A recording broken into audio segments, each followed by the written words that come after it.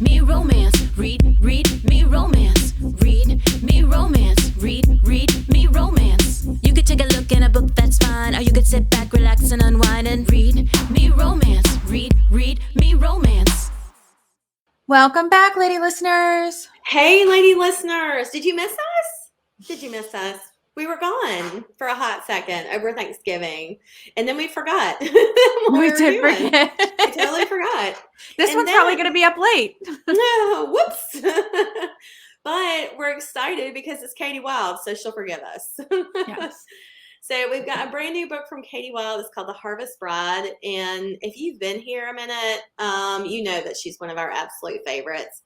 So she's got an awesome book, and it's tied into the other one that she's brought to us before. There's The Harvest Bride. It's connected to the Midsummer Bride, and it's also connected to the Midwinter Mail Order Bride. So it's in that whole series. So if you're into it, awesome. We're here for you. So we've got some good stuff. We'll talk about all her good things in a little bit, but before then, we're going to catch up a bit because, like I said, it's been a hot second. I did have some housekeeping things I wanted to go through on here before I forget. Okay. If you're listening to this today, you have until Friday, December 1st, to enter the Read Me Romance Elfster giveaway, or the Elfster gift exchange that goes on in our Read Me Romance Facebook group, Read Me Romance Headquarters. There's a link. It's pinned to the top of the group on the Facebook page. But the lady listeners do a gift exchange every year. And I love it. I always participate. It's a lot of fun. So a couple people had asked us about doing it again. And I was like, yeah, absolutely. So you have until December 1st to enter. So make sure you do that. I posted up on my Facebook page. It's like public, so you can see the post. But Ruby Dixon actually inspired me. She does a haunted movie or a horror movie list every year. She does like 31 horror movies in October, and her husband watch a different horror movie every night. And they try to make it like a date night to watch a movie together. And I love that. But I'm like such a weenie, and I'm like terrified of scary movies. I made a Christmas one. So I have it posted on my Facebook page if you want to go see it. I was just gonna God, what was it called? I gotta find it. So I watched a scary movie that was kind of like, remember that one time I told you the scary funny one? Yeah. It was that. Yeah. Okay. It that was one, another, and it's on Amazon for free if you're Prime. Oh, God, wait. Oh my gosh. I know what you're talking about. Go ahead. They go back in the future? Yes. Okay. So it's okay. I haven't seen it. I don't know the name of it. Totally killer. Okay, totally. So I saw the preview and it looks so good. It's about a girl who goes back in time and her mom's younger, and her mom was like involved in like a serial killer, like murder or something like that. It's on Halloween or whatever. I don't know all the details, but I remember watching it and I was like, oh my God, that looks so good. It's funny. Yeah. She goes back because her mom ends up dying. Like at the very beginning of the movie, the killer comes back and kills the mom. And then her friend is like a scientist person. They end up going back in the future or back to the past. So she's like, if I can stop the killer back then can't kill my mom in the future. Yeah. That's awesome. But it was funny. Yeah. It looked really cute. Okay. I had to check that out then because I saw it and I was like, I feel like me and Lydia would like watching that movie. That it would be fun to watch together. Well, I was worried. Yeah. I think a kid could watch it too because there's not porny or anything like that because they're 16. So they okay. Yeah. I mean, one of them are making out and they talk about doing it, but there's never, you don't see any nakedness at all. Okay. But yeah, so I made a Christmas list of movies on there that are like some of my favorites. I put 30 on there and I said, if you start the day after Thanksgiving, you can watch one up until Christmas Day. Nice. But we watched a new one the other day. It just came on, I think it's on Peacock, and it has oh my God, I just went blank. Melissa McCarthy on it. Okay. You know, she's from Bridesmaids and stuff. So it's a movie. It's called Genie, and Melissa McCarthy is the genie in it. But it's about this guy, and he's like just really run down at work, has to work all the time. Like work just sucks the life out of him. And it's his daughter's birthday, and he got called back to work, and he had to do a bunch of stuff, and he comes home and he misses her birthday. And he like just grabs like a trinket off the shelf because he does like antique collections and stuff. And he's like, oh, look, I got you this for your birthday, because he forgot her gift. And she was like, no, thanks, Dad. And the wife is like, this is enough. I'm taking her. I'm going to my mom's for a few days. I think we need to consider a separation. And so he leaves, and then the mom and the daughter leave, and the dad is just like devastated, and he rubs the little thing or whatever, and a genie pops out, and he's like, okay, do I get like 3 wishes? And she's like, you get unlimited wishes.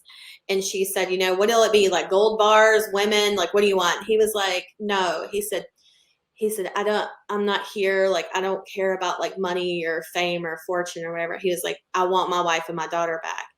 And Melissa McCarthy, the genie, she tells him, she's like, well, I can't make people fall in love. Like, that's just not part of it. And he said, then tell me, what can I do to get them back? Like, how can I do this? Like, help me do the things I need to do to make my wife fall in love with me again, to make my daughter want to be with me again. Like to not disappoint her. And so I think that's the reason it was so good, because and Melissa McCarthy even says, and it's really beautiful. Like I like cried at the end. Like it was so sweet, like not a sad one, but just like a sweet, uplifting thing, because the genie, she says, most people are greedy and selfish. And she said, you are none of those things. And it's true. Like this guy in this story has such a good heart. And it's like, to see him not be, like, my first wish would be, okay, $1 billion, like off the top. Let's just start that. Like, just let's get that out of the way. Out of the way, and then go to world peace. Okay. But like that money first, just to like, not, so I don't forget. But like, it was just, he didn't ask for anything like that of value. He asked to like he wished for a dollhouse, like it was so sweet and simple, and he was such a good person. So it made the movie really wholesome and so good. Like I cannot recommend it enough. It was great. Like we really loved it. Yeah. And then Lydia and I went to the theater and we saw the new Hunger Games movie, which was really good. It looks good. Yeah, it's done really well. If you like you don't have to even watch the Hunger Games to watch this movie. Like you could just watch it by itself. It's really good. I think it helps if you watch the Hunger Games, but you don't have to, because this is a prequel. So it's really the very beginning of it. I think if you even wanted to watch the Hunger Games, you should watch this first if you haven't seen them. So, but Lydia and I read the books together. We listened to the audio when we drove to Florida, because it was a 16-hour audio. So it was like 8 hours there to Florida, and then 8 hours back home. So we listened to the whole book in that trip. And so it's kind of fun because we read the book together, and it was sort of like we had our own little book club. And so when we went to the theater, we kind of like were talking about like, oh, I hope they do this, and I hope they do this. And they really stuck to the book. Like I would say, if you've read the book and you're nervous about seeing it, don't be, because it's an almost 3-hour movie. But like, oh wow, it's long, but they put everything in there. I don't think they missed much at very, very small things that were insignificant. They missed, and I didn't miss them. So I watched Oppenheimer because it came out on like Tuesday. Oh yeah, how was that? I was bored. That's too bad. I haven't seen it, and I wanted to. I was just kind of like meh. Yeah. And then I kind of looked some stuff up about history that I forgot. That's about it, though. I was like, you're like, never mind. We also watched, it's an older movie, but it had Melissa McCarthy on it. And again, it was on Peacock and it popped up, but I think it was called like, I can't remember the name of it, but it's something about she goes, her daughter's in college, and Melissa McCarthy goes back for her senior year of college because her ex-husband made her drop out, and she had 1 year left because she's pregnant. She had 1 year left to finish her degree. So her daughter's a senior in college, and Melissa McCarthy decides to go back to college to finish her degree at the same time. So they're both in college, and it's actually really, really cute. Her. I could watch her bloopers all day. I know. And she's so sweet in it, though, because she just loves her daughter so much. She just tells, I love you with all my soul. You're the light of my life. They're the best thing I ever did. And then she's like, she's silly and goofy and stuff, but like you can tell in the movie, her daughter is her whole world, and she's just happy to breathe the same air as her daughter. So it's so cute, and I loved it. I hadn't seen it, and I think it came out in like 2009 or something. It was old, but like it was so cute. So if you haven't seen it, that one popped up on Peacock, and we watched it too. So that kind of reminds me of somebody said on TikTok the other day. They were like, nobody told me about when your daughter gets clingy to you as a teenager. I was like, there is that phase. There's a phase where you don't exist. And then there's a phase where they're like, wham, on top. You're like, what the fuck? I just got used to nobody being around. Now you're on me. What happened here? Oh, man. I can't wait. Well, I'm not in the stage where she's left yet because she still thinks I'm fun. Like, for some reason, she's forgotten that I'm not cool. She thinks I'm so cool. She hasn't realized that I'm not yet. Let's see. Oh, before I forget, oh my God, I just went totally blank. I think it's called When Gracie Met the Grump. Let me just check my Audible because I'm going to say it wrong. When Gracie Met the Grump by Mariana Zapata. I see the audio came out. The audio finally came out. I think she said it was like 18 months after the ebook came out. They finally got the audio done. I'm listening to it now. It's like I've got 4 hours left. It's like a 20-hour book or something like that, but it's so good. I've really enjoyed it. He is such a jerk in it. It's so fun.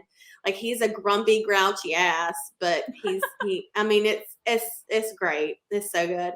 But I love Mariana Zapata anyways, but I couldn't believe it. It was like all at once. I got all these great books at one time, like Wicked Ties by Shanora Williams. And I don't know if you remember, I talked about the first book in that series. I think it's a trilogy that it's going to be. The Tether trilogy is the name of it. So I read the first book in it. It was fucking awesome. So I was so glad. The second one just came out last week and it's an audio. So I'm trying to remember what the name of the first one was because I don't want to miss it. Vicious Fawns was the name of the first one. It's one of my favorite books last year. It was really cool because it's a little bit sci-fi and futuristic, but it's about a girl from the real world falls to a portal and she goes into this other dimension, but it's really, really cool. And she doesn't overwhelm you with details and stuff. But if you're looking for anything like that, this is so good. So that audio dropped the same day the book came out last week. So I got that one. And I also got Check and Mate by Allie Hazelwood. And I haven't read it yet, but it's a young adult. And I asked a friend who read it already. And I said, so is there... is this something my daughter could read? Because it's YA. Uh-huh. And she's like, no, she's absolutely not. She said, but it's not descriptive. Everything is closed door.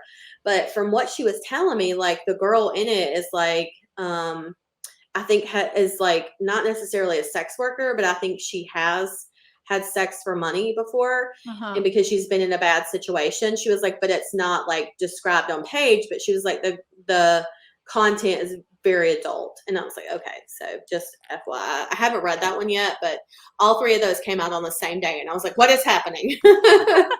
This never happens. So have you read anything on the break? Did you do any reading? I read Rochelle Page had a book out. I think it was called Maverick. Oh yeah. It's doing the next generation of her MC. You know how they go to do the kids or whatever? Yeah. So it's the presidents of the daughters now grown up. Nice. So if you've been reading her MC, and then I'm waiting tonight for a Sam Crescent book to come out, a Shifter one. I like her Shifter ones because her mates are really good. But it comes out it'll hit my Kindle at 11 tonight. Yes. I had my my thriller writer Angela Marsons that I love so much. She had a new book that came out in her series. It is book 19. Damn. She has 19 books in this series, and I bought it the second it came out. I can't wait to read it. That's one that I'm saving because she releases 2 books a year. So I'm gonna wait on that one for a minute. I think that's everything. Let's talk about Katie Wilde. Let's get on that. Do it.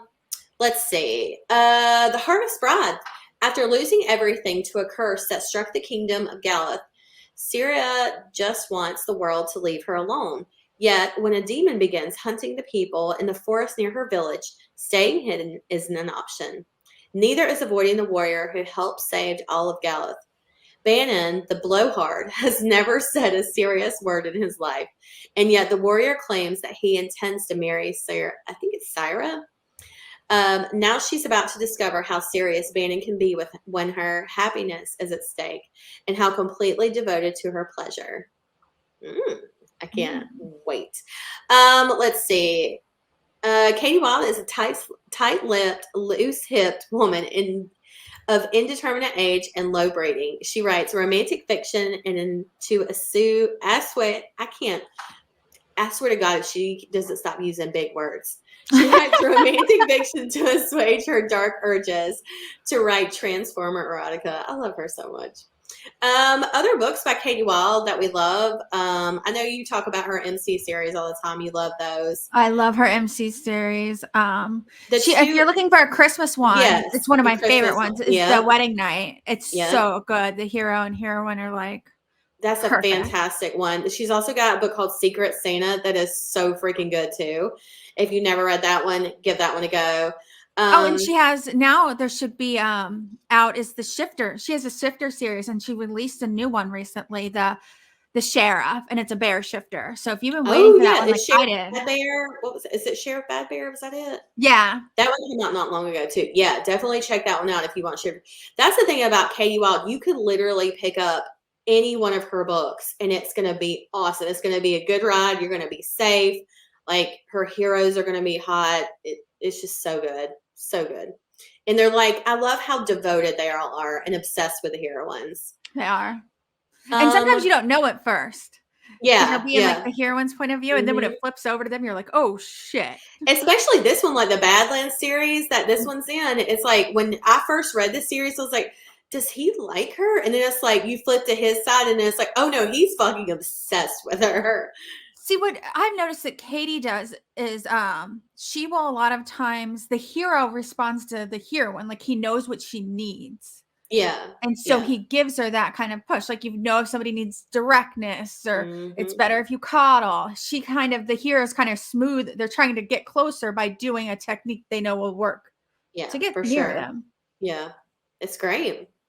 So the ebook for The Harvest Bride, that's the audio you're about to listen to. The ebook has an extended version. It's not just with an epilogue, but it's almost twice as long as the audio you're about to listen to. I'm shocked. I know, right? That's what I said too. I was like, I'm fucking shocked. This bitch can write a damn book. Like 300 pages is nothing. The podcast version you're going to listen to is, of course, the whole story, but she said, but it's only from the heroine's POV. Kati added more scenes with the hero's POV to the ebook, and it has a map. And I love when she does that, when she puts a map in it. But yeah, so if you like this story and you want to hear it from the hero's side, like, go get the ebook because it's all in there. And if you've read The Midsummer Bride, it was out last summer.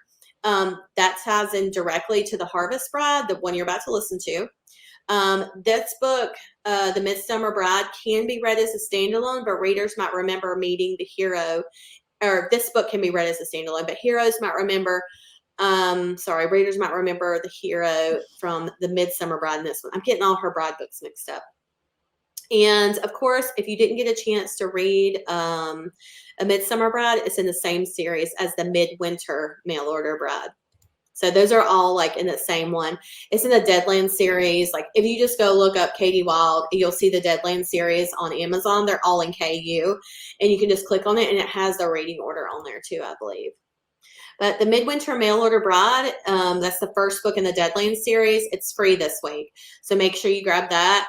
And of course, the rest of the series, like I said, is in KU. And her giveaway this week is a $50 Amazon gift card. So make sure you go get it. Oh my God, I think that's everything. All right, let's send them in. Let's do it. We'll see you guys on the other side. Bye.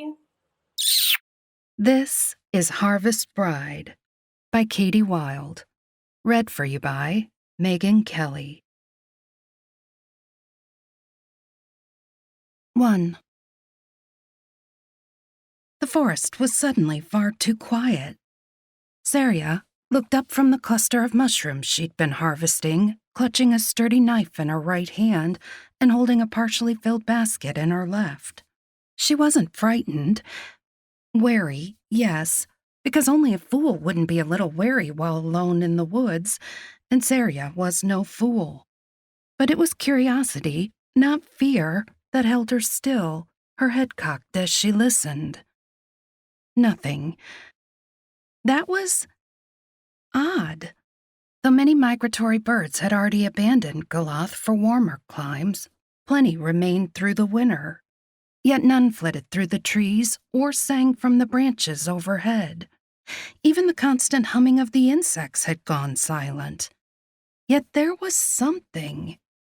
At first, only a dull rhythmic thud, but growing louder now, closer. Footsteps?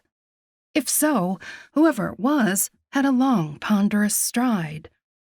And there was more, a continuous sliding and crackling, as if something was being dragged over the ground, disturbing the fallen leaves. Sarya could imagine several reasons to drag something through the forest. She'd done it many times herself, though she'd never made the woods fall silent when she did. Who would? Or perhaps the question ought to be, what would? The hairs prickled on the back of her neck. Though still not frightened, wariness overtook curiosity. The trunk of the enormous oak she'd been collecting mushrooms from stood between her and the forest path. She couldn't see what was coming, but neither could it see her. Though she couldn't have said why, Sarya was certain she didn't want it to see her. Perhaps it was merely the harmless old hermit, Fast Lurgan, dragging home a deer after a hunt. Or that blasted Bannin the Blowhard, who was rumored to have returned from whatever new adventure had lured him away from Galoth. But her instincts were screaming that it wasn't either of those men. Sarya trusted her instincts. Her gut never led her astray. Only her heart had ever done that. Today, at least, that unruly organ was in agreement with her gut. Her heartbeat thumped faster as the footsteps neared. With her back pressed to the oak's trunk and the knife gripped in her fist, Sarya listened to it pass, not even daring to breathe. A steady creaking accompanied the steps, the kind of creaking she sometimes heard on windy nights as the forest bent and swayed around her cottage, or when she stepped on the loose stair leading up to her bedchamber.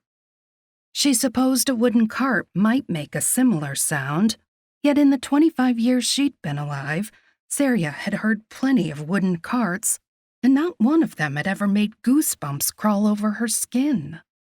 By Anhura's blessed jewels, what was it? Her curiosity returned razor sharp. She needed to know. Yet she was still wary. Mindful of the orange and yellow leaves carpeting the forest floor, the woods were so quiet that even a slight crunch beneath her foot would seem like a shout. Sarya eased her way around the trunk, keeping the oak's solid mass between her and whatever it was. If it looked back, she'd still be hidden from sight. Hidden, except in the brief moment when she peeked around the tree. Her gaze quickly swept down the trail it left behind. The bloodied trail, and the human hand dragging along the ground, attached to a body that was wrapped up in...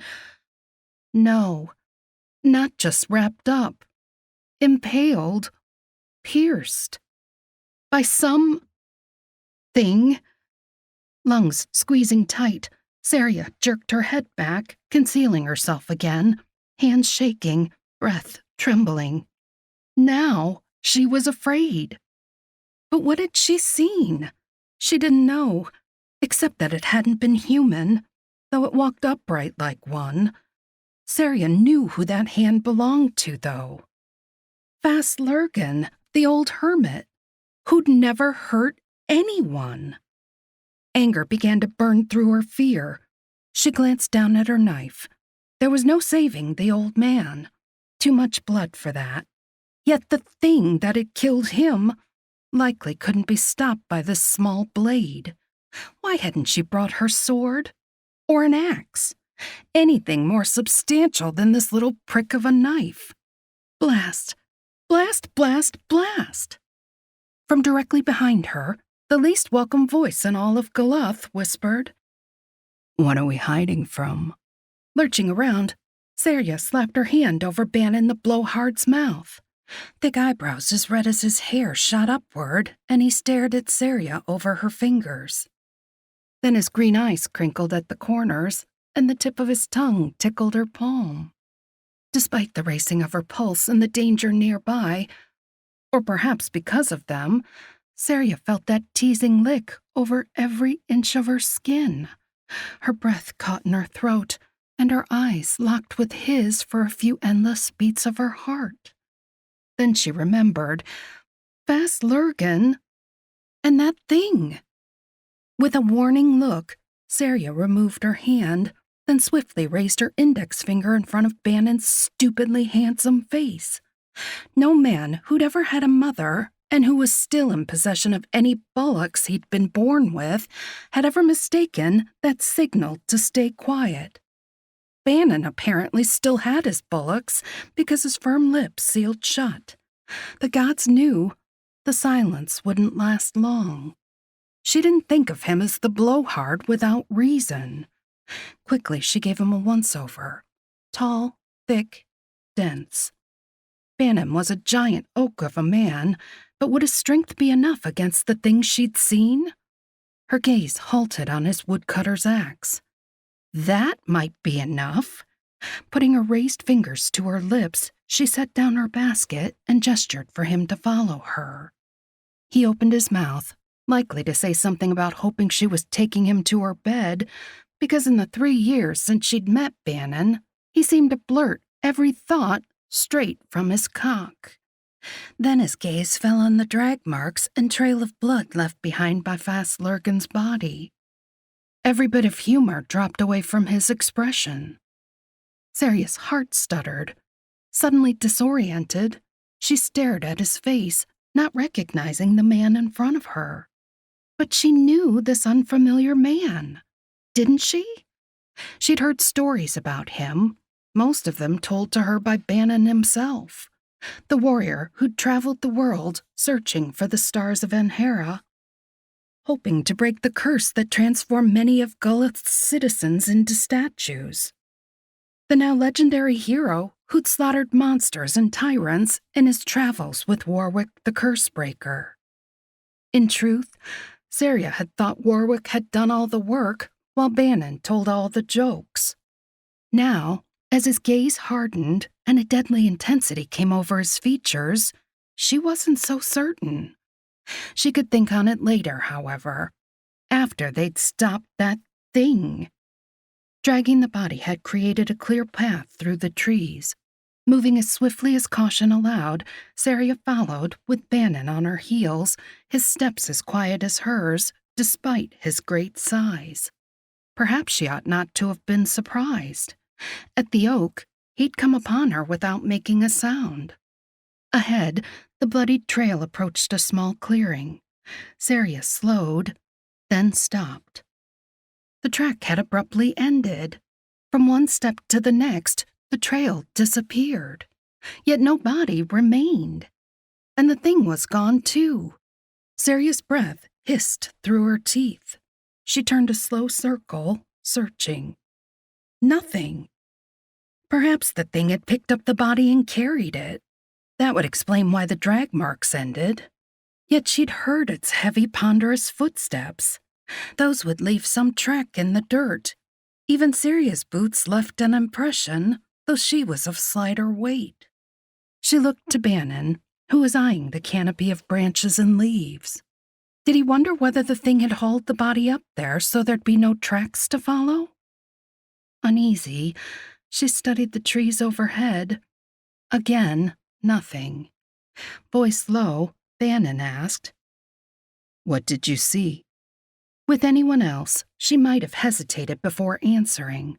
But with anyone else, Sarya could imagine exactly how the conversation would go. She'd say that she saw Fast Lurgan, She'd say that she saw Fast Lurgan being dragged through the woods. They'd ask if she was certain it wasn't a hunter with a deer. She'd point out the drag marks weren't deer-sized. They'd suggest that she'd seen a hunter with a boar then. She'd say it wasn't a human hunter, for certain. They'd ask how much wine she'd drunk the previous night. She'd tell them she hadn't drunk any wine. It had been ale, and not that much. Only a mug with her supper. Because the past 3 years had been difficult, and she hadn't handled her losses well, but she was doing better now. And she truly was. This last year had been much easier. Not fully good, but easier. Then they'd say that everyone in Galoth had had a difficult time after the end of the stone sickness, and they hadn't run off to hide in the forest and pickle their brains with ale until they were seeing monsters dragging dead people through the woods. But Bannin the Blowhard had told Sarya plenty of unbelievable stories. It was her turn to tell him one. It looked like a tree trunk, except it walked. It had arms and legs and vines. Not green vines, but wooden ropes with sharpened ends. It used those to drag the body, and the vines were also stabbed through his chest. And it was tall, twice as tall as you. Nodding thoughtfully, as if he wasn't a bit surprised by what she'd described, Bannin said, "Sounds like a demon for certain. It was dragging the old hermit?" Fast Lurgan, yes. She hadn't yet told him who'd been killed. "How did you know?" "That trail we followed.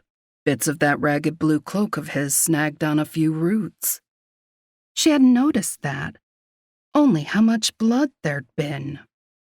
"Why do you think it killed him?" Sarya had an idea, but would rather hear a different one. Bannin instead spoke aloud the thought she didn't want to say. "Likely for the same reason we drag home prey from the forest. To eat it." At her sigh, he gave her a sideways look. "Let's hope it isn't also feeding a family." She shuddered at the thought. One of those things was more than enough. His head tilted back, and he scanned the canopy, searching again now that he had a description of what to look for. Sarya looked too, and she realized, the birds are singing again. They weren't before? Everything went quiet before the thing showed up, even the bugs. How was it that he'd identified Fast Lurgan from a few bits of cloth, but had missed that? "You didn't notice?" "How could I?" He gave Sarya a look that sent hot little tremors through her belly. "The moment I caught sight of your backside and those red trousers you're wearing, I could hardly pay attention to anything else." Thinking with his cock. Even now, with a monster loose in the forest, he was more concerned with losing the creature in his britches. Little wonder she couldn't take him seriously. Maybe if she could, maybe if he wasn't always flitting off somewhere, she would give in to the warmth that slipped through her flesh when the big man gave her a heated look like that, or when he made her laugh. But no, she wouldn't give in. Sarya was done with love and every messy emotion that came with it, including lust, especially lust. So she rolled her eyes and didn't bother with a reply. Instead, she started back down the path. No reason to stay in the clearing. The demon had escaped them, and there was no helping Fast Lurgan, so the only way forward was to stay alert and slay it when the opportunity came. Sarya was in the forest often enough, no doubt that opportunity would come. And if she felt a tiny thrill at the idea of putting her sword to use again, well, a woman had to find joy somewhere. She'd given up on love and cut back on ale, and using her sword to slay a demon was as fine a way as any to get her thrills in. Bannin caught up to her and shortened his massive stride to match hers. "You're thinking of how my tongue felt?" "What?" Sarya skidded to a halt. He tilted his head and gave a significant look to her hand, which she'd been absently rubbing against her thigh, because she could still feel his tongue against her palm. I was wiping off any traces of you. That's not wiping, he said, his expression insufferably smug. That's an itch you're trying to scratch. An itch I gave to you. Like a rash? She asked sweetly. If so, then I'm a rash that won't ever fade away. Green eyes glittering, Bannin stepped closer, making her abruptly aware of the massive size of him. Not that Sarya ever forgot. She just didn't let herself think of it much. But when he stood before her, so tall and broad, with his tunic stretched across his barrel of a chest and his leather breeches molded to the thick muscle of his thighs, she couldn't not think of it. You've got an itch that needs scratching, Sarya, and I'll do it for you. I'll scratch it hard or slow, with my tongue or any other part of me that you'd like.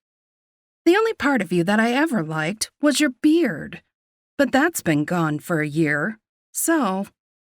She trailed off with a shrug, as if to say there was nothing he could do about it now, and as if her mind wasn't echoing with hard or slow, and imagining how hard or slow he might go. Oik! With a mock scowl, Bannin rubbed his hand over his clean-shaven jaw. I'll grow the beard back. Too late. Sarya tossed over her shoulder as she began striding down the trail again, then nearly stumbled when he continued. And give you a whisker burn between your pretty thighs. Now she was imagining that, which was treacherous territory for her mind to go wandering around in. Such danger called for caution over curiosity, so instead of responding again, Sarya simply kept on walking. Bannin fell in beside her, his axe propped casually against his shoulder and his keen eyes scanning the trees around them. Only a few seconds passed before he asked, Where are you headed? Home. It's that way? Did he think she'd lost her wits? She hadn't been that affected by his tongue. My harvesting basket is this way. He nodded. And then I'll walk you home. Though weary of what else he might say along the way, what else he might try to tempt her with, Sarya wouldn't argue. A tree demon was stalking the forest, and her only weapon was a knife. You'll warn Helena? His sister could then spread that warning to everyone else in the nearby village. I will this night. You ought to come along. Helena said to invite you to supper when I saw you today. How did she know you'd see me? Because I mentioned that I was heading to your cottage.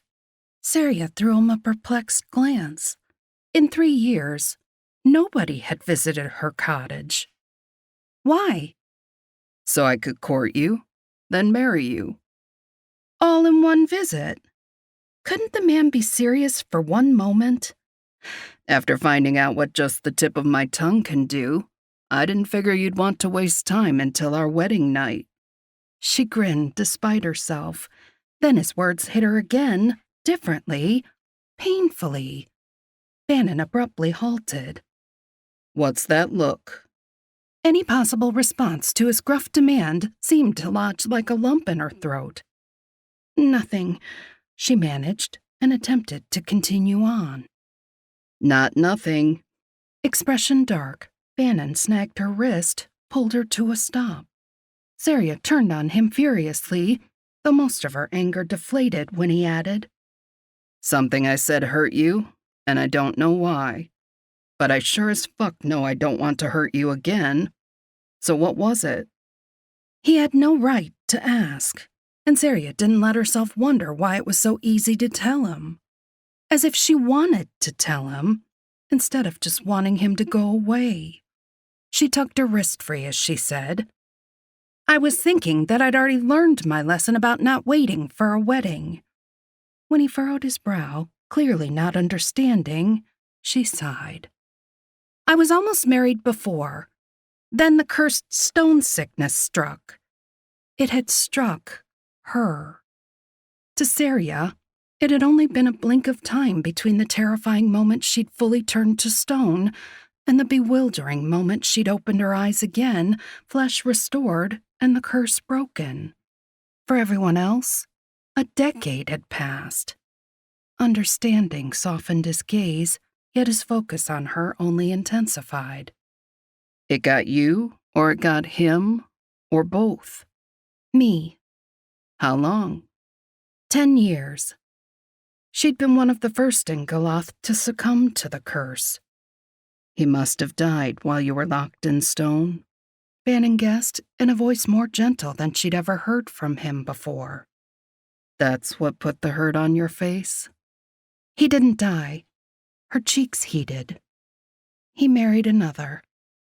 Bannin blinked slowly, then blinked again, as if she'd just told him a story more unbelievable than any tale he'd ever laid on her. He what? Face burning, Sarya turned away.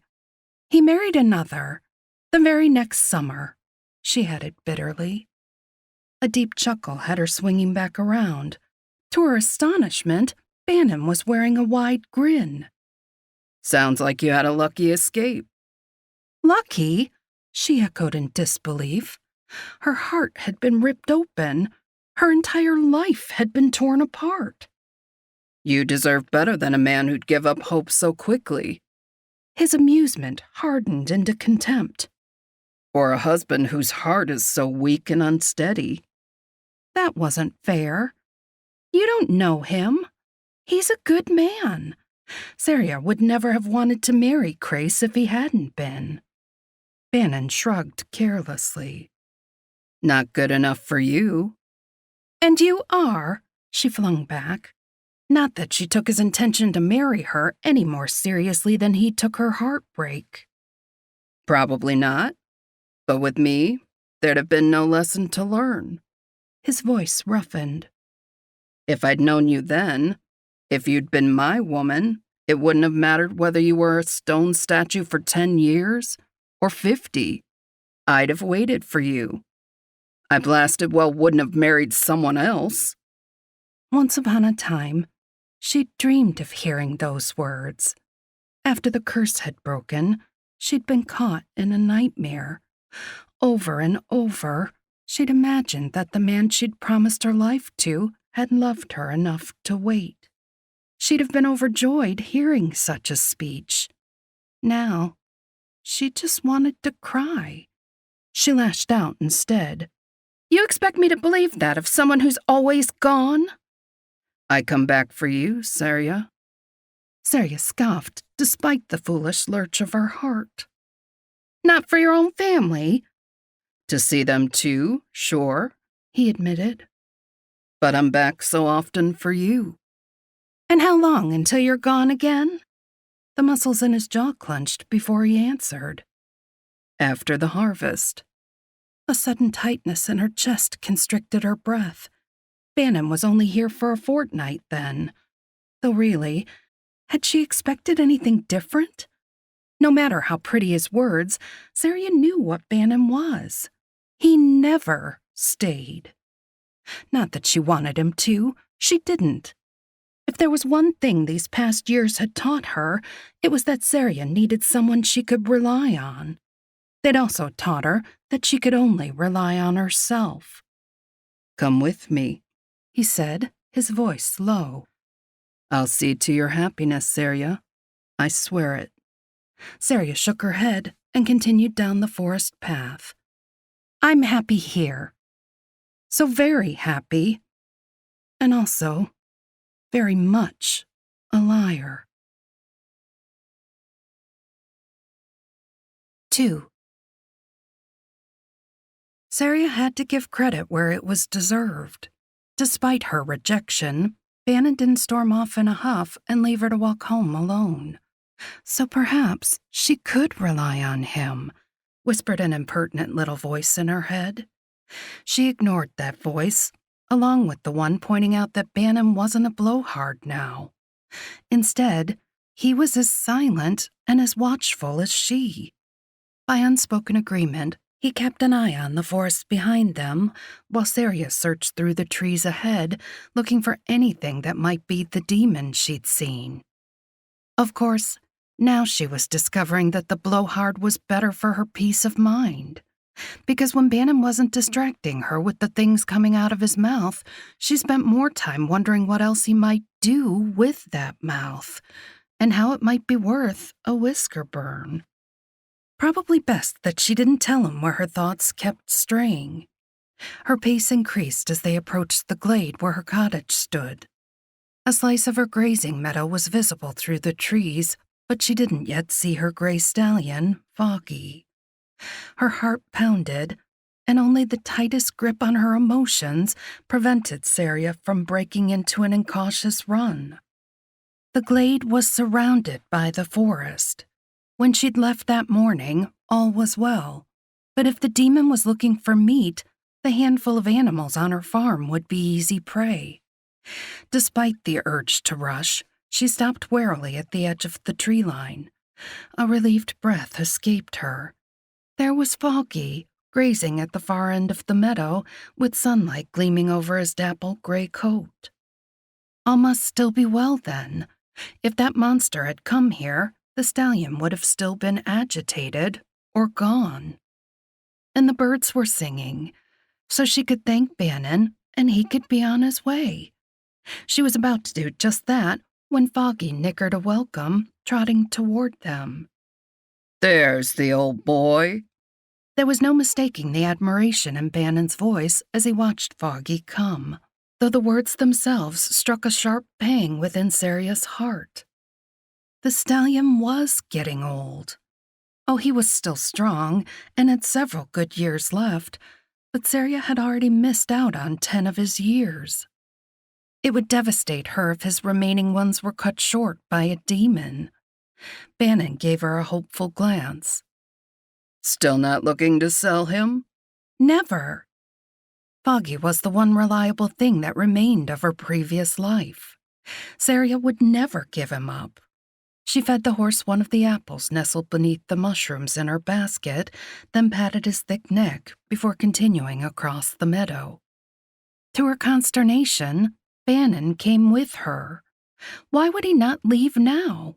He always left. That was what Bannin did. And it was far better when he left, because then Sarya could put him from her head. Or tried to. It was much easier to put him from her thoughts when he wasn't striding beside her, the sun glinting off hair the color of autumn leaves, his body so massive and his thighs so thick and strong. With great effort, Sarya averted her eyes. "I see you've laid in plenty of firewood." Bannin's gaze settled on the wood stacked up against the side of her cottage. "I told you that I would." "So you did."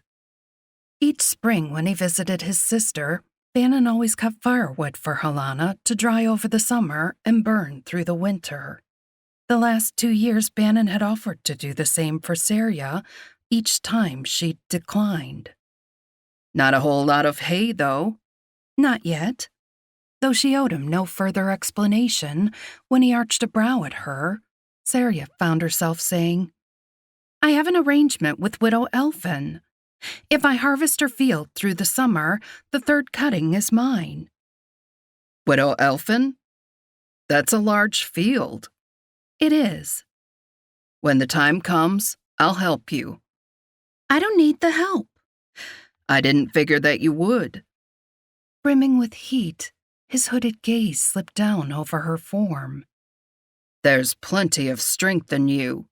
I only offer because helping you would be a full pleasure for me."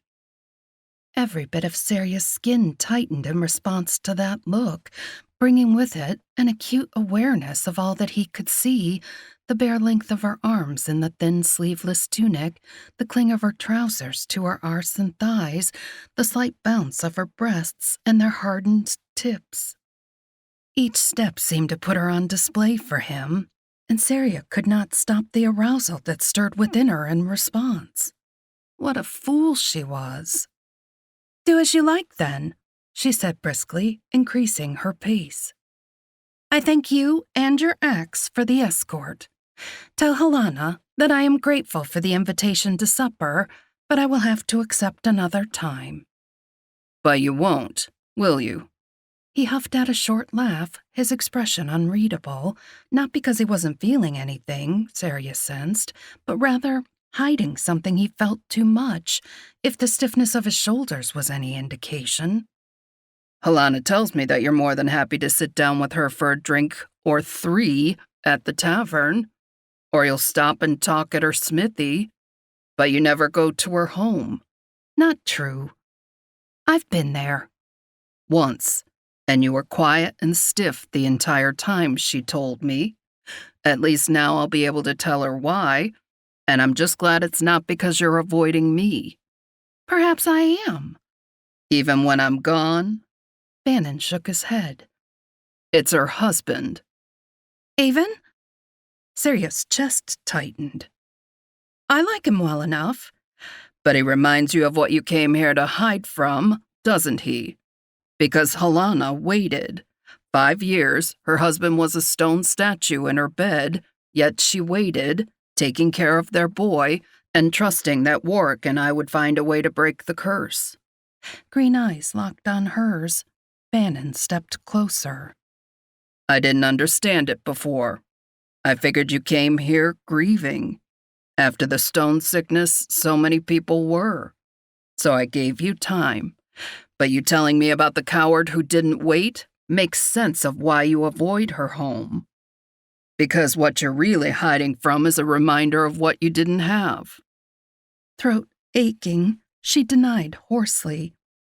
I'm not hiding from anything. "No. No!" Anger began piling up inside her. How dare he peel her heart apart in this way? How dare he look at her with that new face, the face of the hunter, the face of the warrior, as if the decisions she'd made and her heartbreak were some evil he had to slay. It's time for you to go. Bannin didn't even flinch at her cold, steely tone. His eyes narrowed. "You think that I'll leave you alone while a demon's hunting in this forest?" I don't think you have a choice. If you remain here, who will warn your sister? Who will warn her boy and his friends not to play in the woods like they often do? Bannin's mouth clamped shut. A muscle worked in his jaw while he stared at her. "You have weapons?" I do. His brow rose. Sudden amusement lit the green of his eyes. "And you're going to make me walk to the village alone with only my axe for protection? It's safer for us both to go." I'm sure you'll be fine. She opened her door, then paused in the threshold. If you meet the demon, just tell him all about one of your adventures and bore him to death. Oik. A direct blow. He flattened his hand over his chest as if she'd wounded him. "This courtship is proceeding just as I'd hoped. There's nothing more appealing than a strong woman who can put a man in his place." Then that's exactly what she would do. With a smile, Sarya slammed the door in his face. With a frustrated huff, Sarya flopped over in bed. Again. Sleep had not found her yet this night, because she had worried after Bannin was gone. For certain, a warrior such as he was more than capable of facing a demon. In his stories, he'd faced many before. But in those tales, he'd also been accompanied by Warwick the Cursebreaker. And she'd sent him out alone, in a fit of anger that she wholly regretted now. She ought to have gone with him. Sarya had battled monsters before, sometimes alone, but most often with other warriors at her side. And she missed that part of her former life. Protecting all of Galoth with someone she trusted fighting at her side. But Bannin was wrong about her reasons for being here. The past 3 years, she hadn't been hiding. She hadn't been. She'd simply been holed up in a safe place and licking her wounds. That wasn't hiding. It was healing. And yet, perhaps Bannin wasn't completely wrong. Oh, not the hiding part. Sarya didn't hide from anyone. Except maybe herself. Because licking wounds was all well and good while they were healing, but after an injury had scarred over, continuing to lick didn't make it better. Instead, it rubbed over that spot until the surrounding flesh was bloodied and raw. She rolled onto her back and sighed, staring up into the dark. She'd known it was time to stop, hadn't she? Despite the lingering bitterness, her heart had healed. Some of her wounds were still tender, but they'd scarred over. This past year, she'd been so much better. But she hadn't known what to do next. She couldn't go back to being who she was before the stone sickness, but her eagerness to pick up her sword and hunt down this demon spoke of her need to move forward. She also wasn't meant to live in solitude, though she'd enjoyed these years at the cottage. Farm work was often more exhausting than fighting monsters had ever been. And it had kept her active, had fulfilled her need to do something. Yet now it wasn't enough. And what was that sound? She sat up, reaching for the sword she'd left beside her bed. Listening, the crickets and frogs were chirping and croaking, so not all was silent. But she thought she'd heard a noise coming from her small barn, where Foggy was in his stall and her chickens and goats were bedded down for the night. There it was again. A goat, bleating. Not in terror, but they usually made no noise at all after dark. Something must have disturbed it. Sword in hand, Sarya leapt from her bed and hurried down the stairs, skipping over the creaking step. Outside, crisp air nipped at her face and clouded her breath. Though the afternoons were almost as warm as in summer, the recent nights had a chilly bite, as if autumn crept in after dark to nibble at the sunlit edges of the day. Only the stars above threw faint light into the glade. Waiting for her eyes to adjust, again she listened.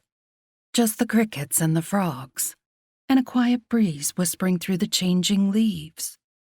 Maybe the disturbance had been nothing, but better to be certain. On bare feet, she silently made her way to the barn. She frowned to see the latch on the broad door was lifted out of its slot. She'd made a point to secure it that evening. Barely breathing, she eased the door open a crack and slipped through. The chill of the night was not so biting inside, the air warmed by the animal's body heat. A quiet shuffling came from deeper within the barn. Likely one of the goats, but her instincts screamed that she wasn't alone. Straining to hear, she turned her head in that direction when a sudden movement within the shadows pivoted her around, her blade slicing through the air. Oik! An implacable grip snagged her wrist, halting her sword, even as a steely forearm wrapped around her waist and yanked her up against a solid wall of hot flesh. Peace, woman, peace! Bannin. Sarya's heart thundered in her chest as she reoriented herself to his presence, acutely aware of the shocking warmth of his bare skin through her thin nightshirt and the crush of her breasts against his massive chest. Acutely aware that his heart was pounding too. In the dark, her every breath seemed full of him, in the way her chest heaved against his. In the way his scent of harsh soap and warm leather made her almost dizzy and desperate to press her face against his throat and take more of him into herself. Then Bannin stole her very breath as his arm flexed, lifting her bodily against him. His mouth found hers, softly at first, stroking feather-like kisses over her lips as if seeking permission to deepen the kiss. Sarya should have pushed him away. Instead, she buried her fingers in his hair and dragged him closer. He made a sound deep in his throat that reverberated through his chest and made her shiver from head to toe. His tongue slicked over hers, hot and wet. Everything inside her drew up tight, from the hollow ache at her core to the tips of her breasts.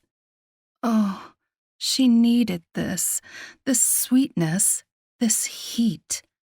Bannin angled his head and licked into her mouth again before teasing her with suckling kisses against her lips. His grip eased upon her wrist.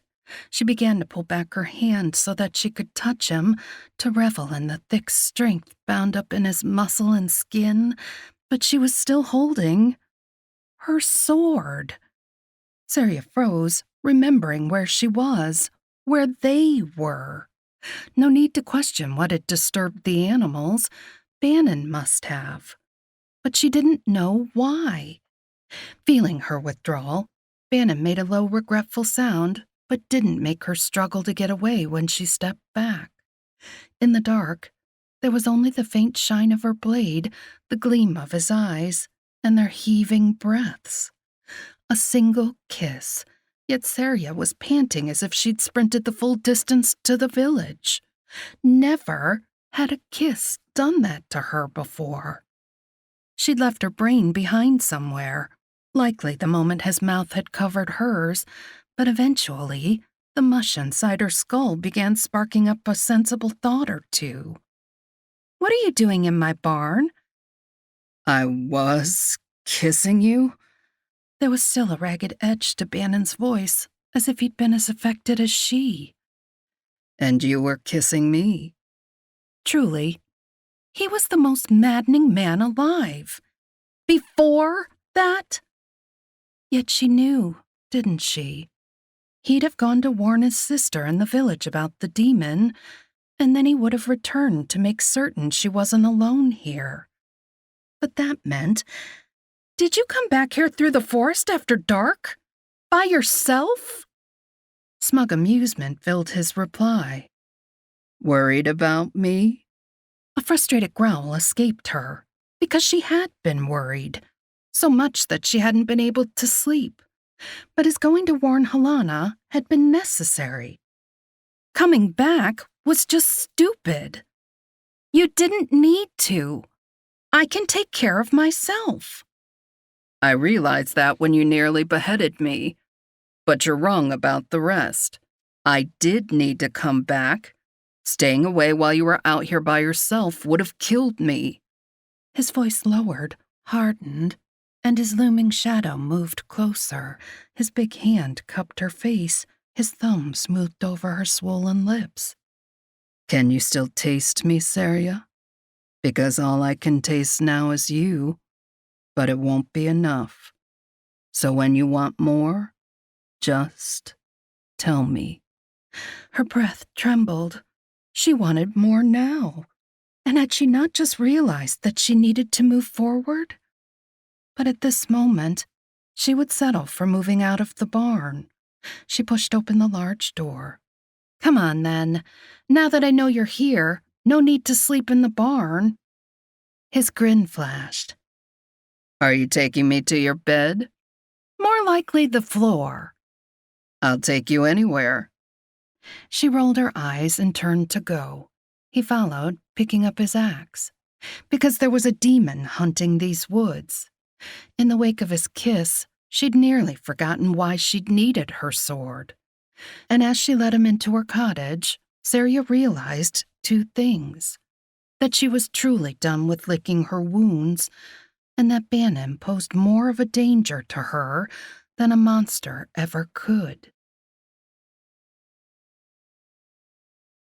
3. Do you still love him? Bannin's quietly voiced question caught Sarya by surprise. The mugs in her hands cluttered against the tabletop as she set them down. What? Who? His green eyes were locked upon her face. The man you didn't marry. Are you still in love with him? No, she said shortly, and to her own surprise, it was the truth, before turning away from his piercing gaze. Tea or cider? Is it a strong dark cider, or one of them weak sweet ones? It's stronger than the ale at the tavern. I made it myself. Then it'll suit me. It suited Sarya, too. Her nerves had been rattled since the big warrior followed her into the cottage. Or maybe they'd been rattled since he'd kissed her out in the barn. Or maybe they'd been rattled since the day she'd met him. Fortunately, if Bannin noticed how rattled she was, he would likely think the demon stalking the forest surrounding her home was the reason. But the demon was the one thing that didn't rattle her. Sarya had dealt with monsters before. What she hadn't dealt with was a massive warrior who'd intended to sleep in her barn simply so that he could watch over her and make certain she was safe. A warrior who hadn't bothered to bring anything with him into her cottage except for an axe, and who was only wearing a pair of loose breeches that hung low on his hips. A warrior whose powerful fingers were idly scratching through the hair covering his barrel of a chest while his gaze followed her every move. A warrior who still had hay from the barn stuck in his hair. Biting her lip against a smile, Sarya poured the cider. Bannin took his mug with a word of thanks, and for the first time since entering the cottage, his eyes weren't on her. Instead, they were examining the open trunk sitting atop her table. His broad fingertip traced the rune carved into the trunk's seal, a symbol well known to everyone in Galoth as belonging to the elite team of soldiers who protected the realm. You were in the Horse Guards? Once upon a time, before the stone curse struck Galoth, before she'd spent 10 years as a statue. Bannin cast her a quick admiring glance before returning his attention to the trunk, moving aside the small wooden chest containing her medals to uncover a steel pauldron with the insignia of her rank upon the shoulder. A captain? Yes. You hauled all this out intending to fight the demon? I don't need the armor. She gestured to the weapon prop beside the table. Only the sword. Bannin eyed the jeweled hilt and gleaming blade appreciatively, but said, You said the demon resembled a tree. An axe might be better. And burning it might be best. His brow rose, and he shot another glance at the sword, focusing on the ruby embedded in the pommel. His eyes narrowed. A fire charm? Sarya only smiled and sipped her cider. He drank deeply from his, all the while giving her a long appraising look over the rim of his mug. Sarya thought that Bannin must possess his own fire charm, for that gaze scorched her right down to her toes. Then she all but melted when he set down his cider, licked the foam from his upper lip, and with a husky note roughening his deep voice said, If I wasn't already mad for you, Captain Sarya, I would be after knowing what's in this trunk. And that's not helping matters any. A lift of his chin indicated her person, but Sarya didn't know whether it was the thin nightshirt that barely reached mid-thigh and did nothing to conceal the hardness of her nipples, the long unbound hair that cascaded over her shoulder, or the smile curving her lips, or all of them. He sat back in his chair in the widespread way that so many warriors had, clearly accustomed to taking up space with his size and sporting a substantial bulge at the front of his breeches. Sarya's gaze only flicked down to measure the size of that thick erection once, or 2 or 3 times, as he said, So that's why you won't sell your horse? That bulge really was quite distracting. Your horse. It said that the guards are loyal to the mounts they ride into battle with, from the horse's birth to its death. That wasn't true of all the guards, but it certainly was for Sarya. I raised him from a foal, she confirmed. Did all but let him suckle my teat. Bannin grinned. I'll suckle your teat if you keep me as long as you have him. You can ride me, too. I suspect Foggy is far better trained than you are, she said dryly. Likely true? Idly, he retrieved the small wooden chest from her trunk, lifted the lid. Who sold him while you were stoned? Sarya stiffened. What? When you came looking for him, I figured he'd been stolen from you. But even the stupidest thief isn't going to take a horse guard's mount. So he must have been sold in the 10 years you were a statue. When she only looked at him, her body a tight line of tension, Bannin said, You think I forgot the first time I ever saw you? You came into the village looking for your gray stallion. And when searching for a missing horse in any unfamiliar area, the first person to consult was a blacksmith.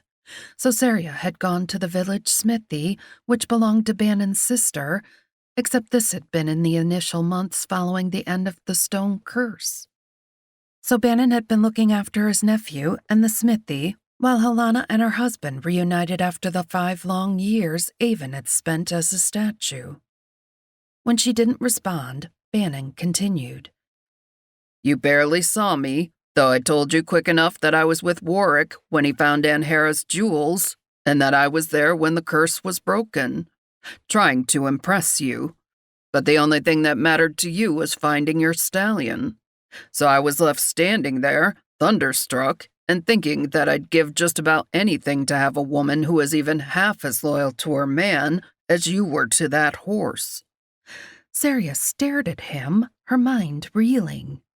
She had seen Bannin that day, far better than he realized, but her heart had been nothing but a raw and gaping wound in those months.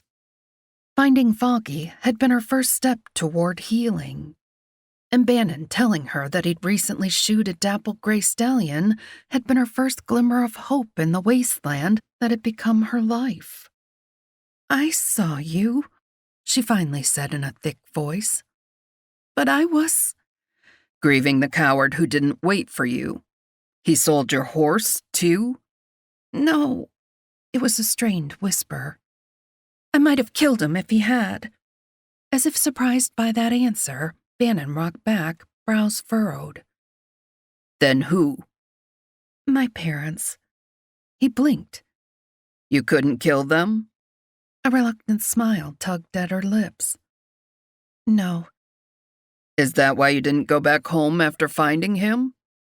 It would be so easy to say yes, though untrue, but Sarya suspected she and Bannin might soon be fighting a demon together. If she couldn't trust him with this, she couldn't trust him at her back, and lies didn't build trust. After I found Foggy, I went back home for my belongings and told them I'd be living there, she told him quietly. They said I didn't need to leave, but it was a relief all around when I did. Bannin scowled. "A relief to have you gone? I can't imagine that." Then imagine that in their shared grief with the man who they thought would be their son, they began to treat him as one. Imagine they encouraged and supported him when he found his new love. Imagine them welcoming his wife as a daughter and his children as their grandchildren, and all of them living near to each other as a happy family. And then imagine that their true daughter comes back from the dead without any knowledge of the 10 years that had passed. "They abandoned you in favor of a fickle coward?" His fierce defense flooded away the bitterness and hurt that had crept in around Sarya's heart during her recitation. She lifted a shoulder in a shrug. "They truly thought I was dead. They'd put me in the family crypt, you know. That's where I was when the curse lifted." "Oik," he muttered. "When I was home, all I could feel was their guilt. I told them that I understood, and I do, but they were happier with me gone. They weren't glad I was dead, never would I say that, but during my death, they'd gained a son, which they'd always wanted, and grandchildren. Everyone was awkward and unhappy when I was there, so I went, and it was a relief to all." His gaze pierced her. "A relief to you too?" "Especially to me." "Good." He held up a medal from the small wooden chest. "Now tell me what this one is for." "My team and I saved a village from a loreworm." Bannin's mouth pulled into a grimace, and he rubbed a rounded scar on his shoulder, as if in painful memory. "Did anyone get stung with its venom?" "Yes. Crace had been stung. It had almost broken her heart, believing she would lose him. Now Sarya was far more interested in Bannin's scar. He selected another medal. "And this one?" She wrinkled her nose. "A night hound." "Oik." Bannin made a face. How long did it take to get the stink out? A full month. Their skin had still reeked of the night hound's shit when Grace asked her to marry him. You? We came across ours in the middle of winter. Every stream and pond frozen, and not a single blasted inn would allow us in for a bath because that reek clung to everything we touched. We stank until spring. This one? It took her a moment to recognize the last medal she'd earned before the curse had transformed her into a statue. An ogre. But it's Foggy who earned that one. Because she'd ridden into battle with her right foot and lower leg already turned to stone, and without Foggy, Sarya couldn't have moved quickly enough to survive. He saved my life. Perhaps in more ways than one, considering that Sarya's search for him brought her here. And brought her to Bannin, whispered that impertinent little voice in her head. This time, Sarya wasn't as inclined to silence that voice. He glanced through the remaining medals, but didn't ask about them. Instead, he closed the lid, leaned back, and took up his cider. I applied for the Horse Guards. Surprise filled her. You did? When? His eyes narrowed slightly as he considered. Given how long you were stone, it must have been around the same time you did. It was the last glass year. That was the year I joined. And every recruit joined at 13 because the training took years to complete. Why didn't I see you? I was rejected. She nearly spat out her cider. How? Why? According to their tests, I was too selfish. Her mouth dropped open. She knew many warriors in the Horse Guards who were swaggering, glory-seeking braggarts. And though she called Bannin a blowhard, in truth, when Sarya compared him to most of the guards she'd known, Bannin came out far, far above them. Selfish? She echoed in disbelief. Truly? He shrugged. I don't suppose they were wrong, though I was in a rage to prove that they were. Probably humiliated by the rejection, too. She would have been. Is that when you first left Galoth? He nodded while downing another swig of cider. Joined up with a band of mercenary soldiers. At 13? I was a strapping lad even back then, though a bit skinnier. She snorted. Bannin was as solid a man as she'd ever seen. Yet she could easily imagine him at 13, with a shock of red hair and the softness of youth still in his cheeks, tall and thin, all elbows and knees. But once he'd fully grown into his height, her gaze slipped down over his massive form. Strapping indeed. And that bulge was still bulging. She gulped her cider and ignored the heat in her cheeks when he settled deeper into his chair, as if he knew she was looking and he wanted to give her more to see. Where did you go? We made our way across the Illwind Sea. The slight smile curling the corners of his mouth told Sarya that her reaction to him hadn't gone unnoticed. That's when I met Warwick. I'd ended up playing guard to a princeling who was more monster than man. I didn't know then he'd hired us because no one who knew his reputation would work for him. And when Warwick showed me what the princeling had done... Showed you? A ghost. A girl. A hollow edge to his voice told her that whatever had been done to that girl still haunted him. Bannin had told her of Warwick's ability to see ghosts before, so that wasn't new. But the story was. What did you do? I killed the princeling, then joined up with Warwick. And soon after, the two men began searching for the jewels that would break Anhera's curse, a search that Bannin had never abandoned, though it had taken 10 years. And together you saved all of Galoth. Though he'd told her himself how he'd been with Warwick when the curse was broken, now his face ruddied as if in embarrassment. In truth, I didn't have much to do with that. I would have helped Warwick bring the jewels back to Galoth, but Helena sent a message that Owen's feet were turning to stone. Helena's son. But the boy hadn't been the only one struck by the curse. She once told me your arm had begun to turn too. A dismissive wave of his hand said his own suffering hardly mattered.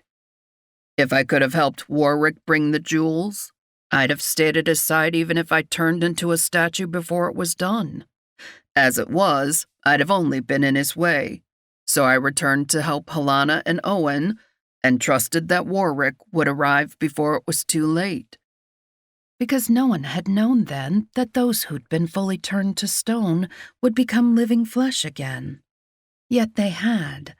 So he and Warwick had saved so many lives, not just those who'd been suffering as their limbs turned to stone, but the ones who'd become statues and who most people had considered dead. Sarya's parents hadn't been alone in that.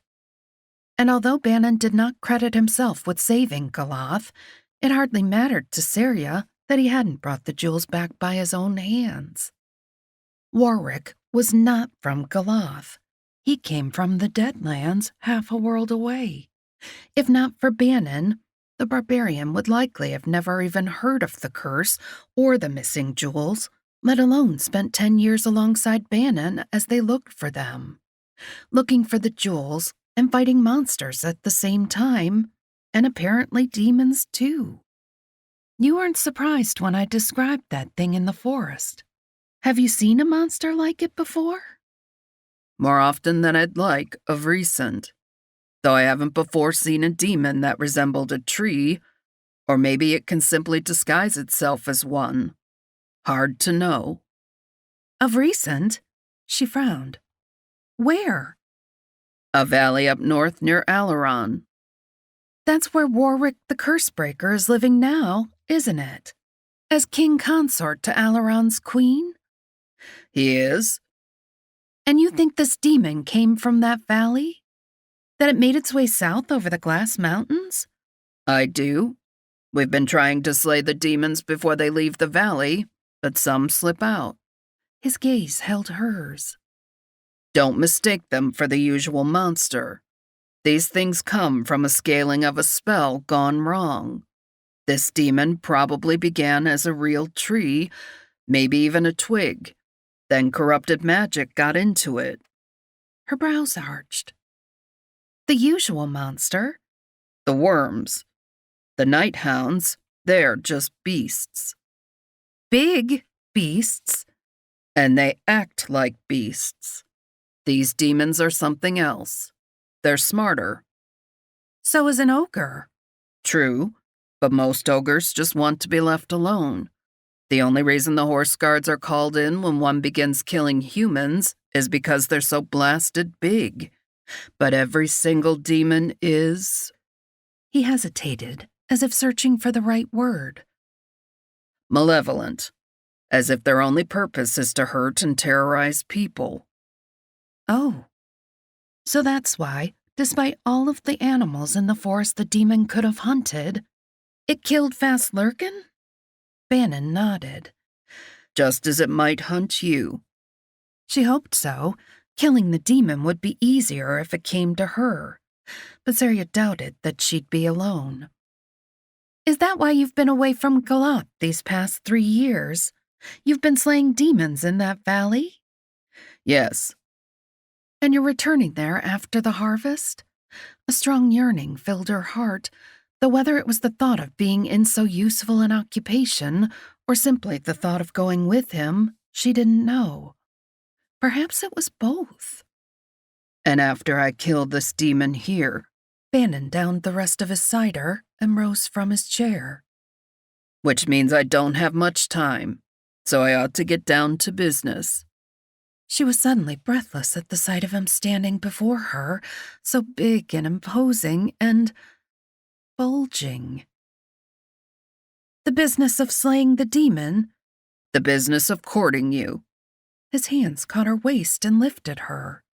She abruptly found herself seated on the edge of the table, her head tilted back, and his fingers buried in her hair.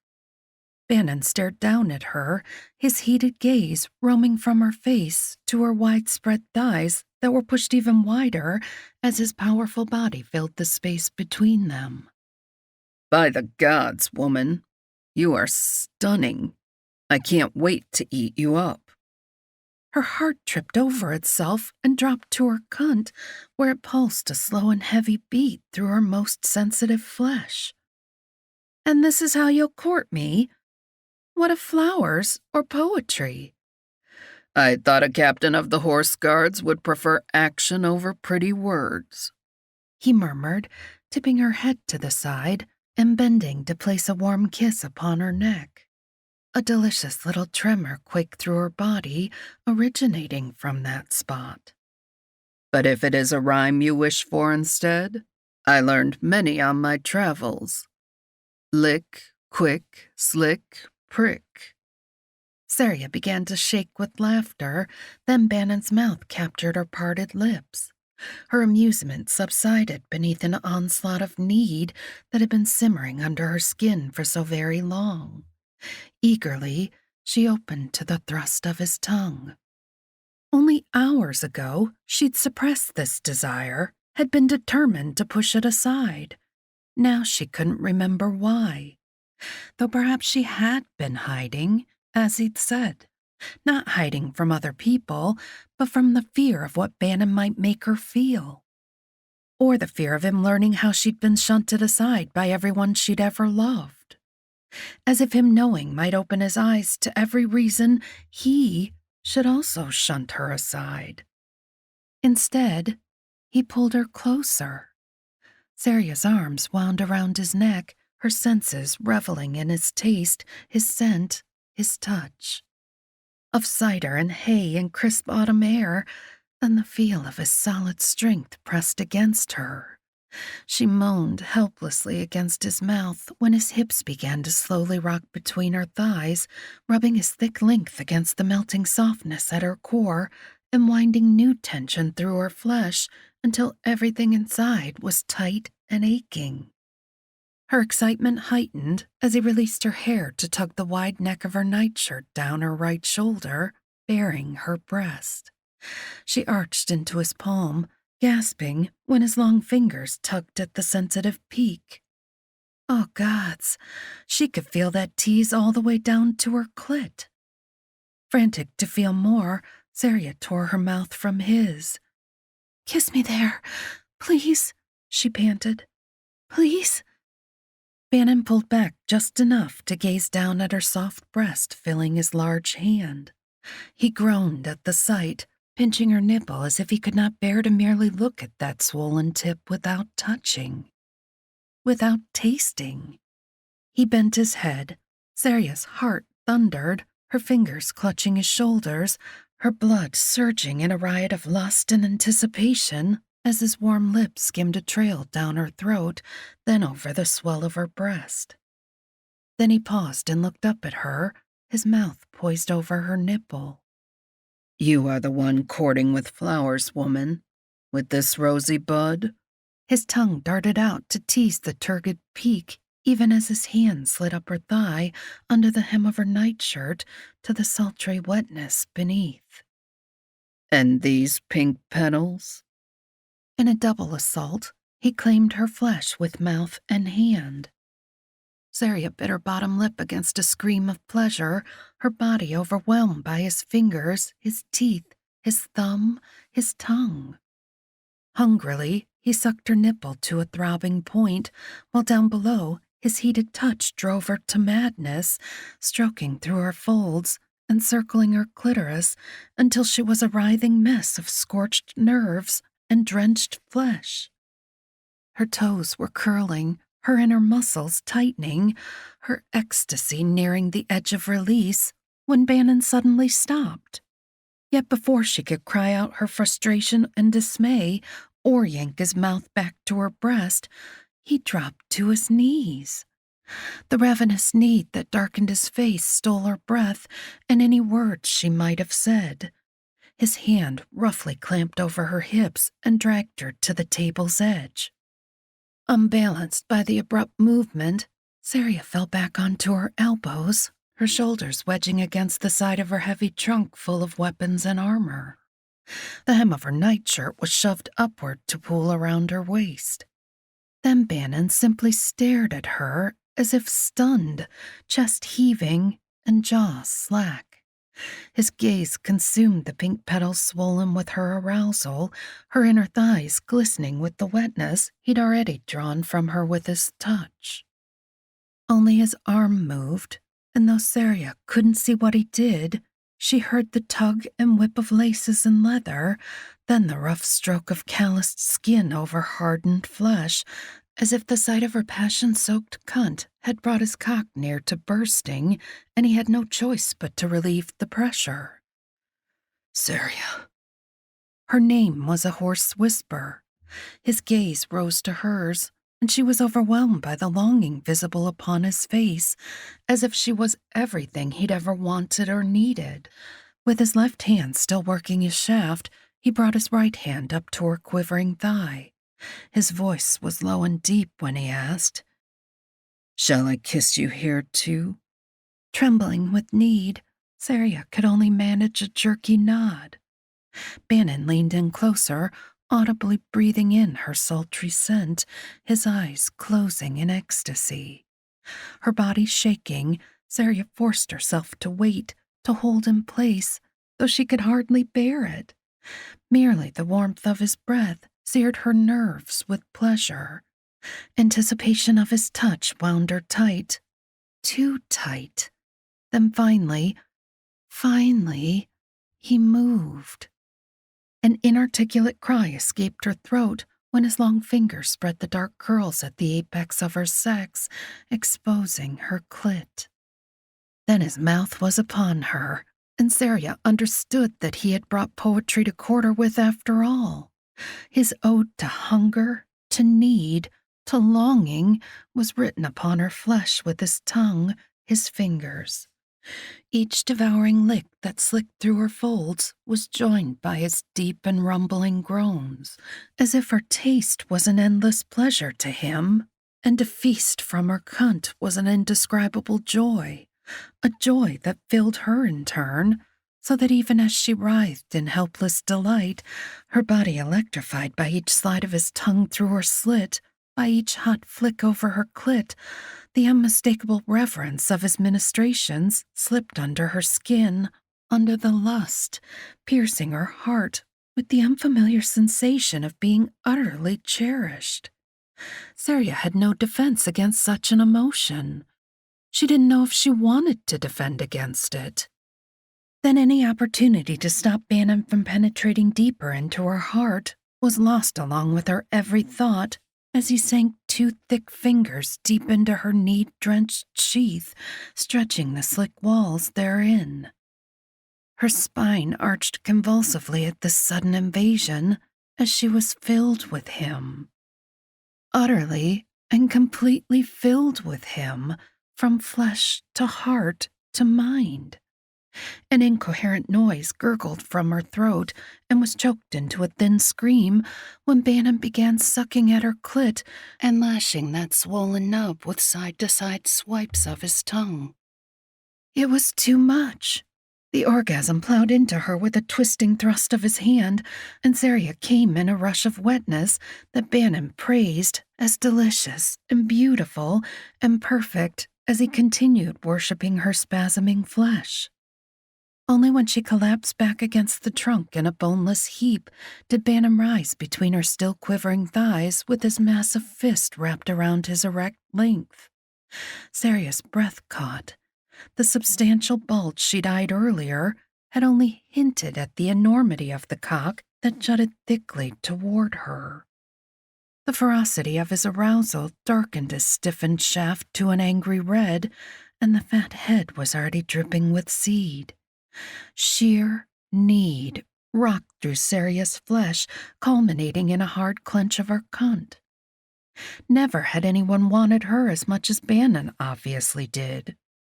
Yet when she spread her thighs in wordless invitation, her warrior shook his head, his features contorting into a grimace that looked akin to agony, but must have been ecstasy instead. Roughly his fist stroked down his shaft, only once, Then, with a jerk of his hips and a brutal grunt, the dripping seed became an eruption that spurted in hot stripes over her lower belly. Spent, he fell forward slightly, his softening cock a hefty weight atop the mess he'd made on her stomach, his hands braced on the table at her sides. His broad chest heaved, and it was between those gusting bellows of air that Bannin managed a short laugh and to explain, "It wouldn't have been a good showing if I spilled after a single thrust. You'd be right to reject my courtship if I proved to be a quick prick of a man." When she'd opened her thighs in invitation, Sarya wouldn't have cared if he'd come after one thrust. Such was her overwhelming need to feel that massive shaft moving deep inside her. Yet now heat bloomed through her cheeks, and she bit her lip in mortification.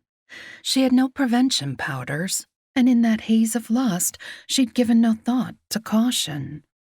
But she should have, no matter her feelings for Bannin or his intention to court her. A pregnancy would determine much of her future path. Sarya would rather determine a path for herself, which might eventually include a child. She did not wish for one yet, however. Some unease passed over Bannin's expression, as if similar thoughts suddenly ran through his mind. Then his gaze softened. "Come with me, Sarya. I'll find you a cottage like this, and you can hide away all you like. I do not wish to leave you behind again." His large warm hand cupped her cheek. "I do not wish to leave my heart behind again." "Your heart?" Sarya echoed, while hers beat wildly. "You hardly know me." Or he hadn't before today, when it seemed her tongue had been eager to tell him every bit of the grief and humiliation she'd known these past 3 years. "I knew everything that I needed to that first day when I learned you'd been searching all over the realm for your horse. If you hadn't found him here, I'd have gone searching with you. If you hadn't stayed here, I'd have followed." Her emotions reeling, Sarya didn't know what to say. In many ways, she'd also learned all that she needed to know of Bannin that first day, when he'd been caring for his nephew and helping his sister. Though admittedly, discovering that he'd been away from Galoth so often because he'd been hunting these demons and not simply seeking adventure had filled in some of the pieces still missing. "Let me court you," he said huskily, his thumb brushing over her lips. "Whatever you're afraid of, I'm not afraid." Then whatever it is you don't trust, I'll prove myself to you." Her breath hitched. "It's just been so fast." "Fast?" His eyebrows shot upward. "For 3 years, I've been after you, flirting with you every chance I got. I know you weren't ready for me all that time, hurting and healing, but my interest can't be a surprise." Yet it is. I've had one day to understand you aren't joking when you flirt with me, that I'm not just a distraction while you visit your sister, that you're serious. "So you aren't certain of me?" His jaw clenched and hurt deepened the green of his eyes. Seeing his pain gripped her with the urgent need to take back her words. Yet before she could speak, his expression cleared, and he nodded decisively. "That's what courting is for, to be certain. You aren't making me a promise, just trying me out." His face had darkened as he spoke the last, as if it had taken a great effort to acknowledge that a courtship might not lead to something permanent. "Clearly, that's not what you want," she said softly. "I want you standing in front of a priestess, your hand wrapped up in a red ribbon, while you vow to be my wife. But if you aren't ready, I'll wait. I'll wait forever for you, Sarya." No words could have touched her more deeply. Sarya's heart lifted, and her voice lightened. "Will your courtship include more of what we just did?" "Woman," Bannin said gruffly, his mouth lowering to hover above hers. You'll be lucky if I ever get my head out from between your thighs." "Well then," she said breathlessly, "let the courtship begin." 4. Only the faintest light peeked through the shutters when Sarya awakened in the same manner that she had every morning for almost a week now, with Bannin's large hand cupping her breast, his solid chest warming the full length of her spine, and his engorged cock nestled along the split of her ass. She hadn't yet felt that thick shaft inside her.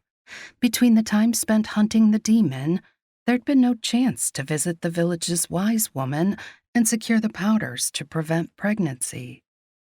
Add in the work that needed doing around her small farm each day, and she'd fallen into bed each night so exhausted that much of Bannin's particular brand of courting happened near dawn instead. More than once she'd awoken cradled against him, as she was now, only to immediately find herself on her back and Bannin's mouth upon her cunt, bringing her to orgasm before the crow of her rooster announced the new day. Only one time had Sarya managed to turn the tables, because she could not easily move without waking him first. Yet now, as she remembered the hot, salty taste of his pulsating length, as she recalled the gasping, tortured groans he'd made each time she'd sucked him to the back of her throat, as she pictured the shaking tension of his body and his fists dragging at the bed covers in his desperate attempt to maintain control, then the explosive violence of his release upon her tongue, her own arousal bloomed deep, and she needed to take him in that way again, needed to watch him come undone. Slowly, she inched her body downward, her hand reaching behind to grasp his morning-hardened erection. Yet no sooner had her fingers skimmed past her own hip did she find her wrist caught in an implacable grip. His sleep-roughened voice was hot against her ear. "What are you about, woman?" "I was looking for my sword," she whispered. "So when I felt something long and hard behind me, I wondered if it had slipped between us whilst we slept." "And why would you reach for a sword so early in the morn?" Humor filled his reply, yet Sarya's every response was lost to her shuddering gasp when his fingers slipped into the sultry wetness between her thighs. "Do you intend to fight me?" "I intended only to teach you." His teasing fingers paused. "Teach me?" "How to wield a sword," she said with a grin. "You think I don't know? I've wielded a sword my entire life." She lifted one shoulder in a careless shrug. "I've seen no evidence that you can do more than wrap the hilt in your fist and thrust your blade once or twice. Whereas I am a sword master. I even have a parchment from the horse guards proclaiming me such." A bark of laughter escaped him, then Bannin snatched his hands around her waist, and Sarya abruptly found herself on her back. "You do wish to fight." He attempted to pin her arms over her head. Nimbly, Sarya twisted away, then leapt for her prize, which had not deflated at all over the course of their sparring. Bannin caught her thigh and altered her course. Giggling, she shimmied out of his grip. He lunged after her, and though she'd not truly had any intention of fighting, her next attempt to take command of his sword instigated a wrestling contest that left her with a tangled bed stripped of its sheet, a side in stitches from laughing, and lips swollen with kisses, and ended with them both turned around, with his head between her thighs and his cock in her face. Never one to waste an advantage, Sarya declared victory with her mouth. The force of his groan shivered against her hot flesh in the moment before his tongue glided over her swollen clit. Ecstasy shuddered through her, her moan muffled as she took him deeper, her hand working the length of his shaft that she couldn't possibly take any farther past her lips. Oh, though she wished to. His cock was incredibly thick, as all of Bannin was, and utterly magnificent in its arousal. She'd never yearned for anything like she yearned to be filled with every inch. She told him so in the moment she dragged her mouth away to suck in a breath. The confession made his erection jerk in her hand, then all control was lost, as she loved to see, as she'd hoped would be. No longer could he focus on her cunt. The instant her tongue touched his ruddy crown, he turned his face against her thigh. He gripped her ass, grunting against her soft skin when her mouth engulfed him again. On the upward stroke, Bannin groaned that tortured groan that she loved so well. His hips pumped as she sucked him deeper, as deep as she could take him, nearly choking on the massive girth that seemed to grow harder and larger with every slide of her mouth down his length. She was glorying in the salty taste of each drop that was a hairbringer of his approaching release, when unexpectedly he bucked and rolled onto his back. Sarya clung to him, crying out when she felt his mouth upon her again, her legs wide spread over his head, his stiffened tongue spearing up into her dripping sheath and thrusting in time with each downward stroke of her lips. Yet it was not long before he lost the rhythm, each lick wild and uncentered, his fingers digging into her ass, his groans ragged. Then he was simply rubbing his face into her wetness, his entire body bowing up off the bed and lifting her with it. His cock pulsed against her tongue, flooding her mouth with his seed. Sarya could not hide her triumphant smile when the last shudder racked his big frame. And this time she did not wrestle when he tossed her onto her back. Bannin scowled down at her smug expression, his lips reddened, his jaw whiskered, his eyes burning. "You interrupted my courting, woman." Laughing, she parted her thighs. "You may proceed." And proceed he did, so thoroughly that soon he was the one to look smug while she endeavored to catch her breath. Then he kissed her just as thoroughly, and when Bannin finally eased back to her side, Sarya was certain that even if they'd fucked, she could not have felt more cherished and satisfied.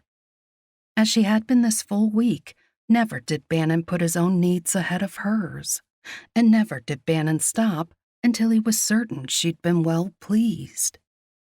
Which recalled to her something she'd wondered about since the first day of his courtship.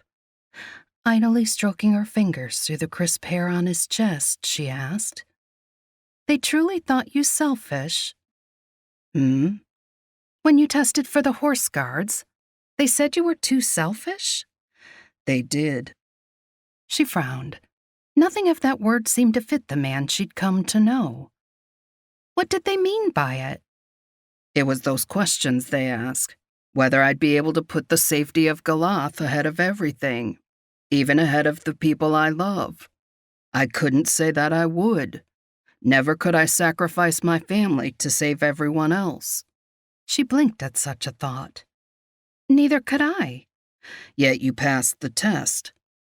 I didn't interpret it the same way. To me, the question was whether I would flee a battle with a monster to go and protect my family. I wouldn't, because it would always be far better to fight with other warriors to destroy the threat before it ever reached my family's door. Huh. His brows drew in as he seemed to consider that. Maybe I'm not so selfish then. She laughed. I dare say you're not, as you've proved over and over again. Not only did you help break the stone curse and save all of Galoth, for the past 3 years you've been killing demons in the north so that they never reach our door. Yet one demon got through. His intense gaze locked on hers. Maybe it wouldn't have if there was another warrior to fight them. Her heart thundered. Perhaps a sword master? Without taking his eyes from hers, he nodded. Or whatever you wish to be. And if you wish for a cottage like this, a farm, you'll have one. Or if you wish to live in Alaron's palace, I can arrange that too, whatever you want. Sarya was certain of what she wanted, and it had nothing to do with where she lived.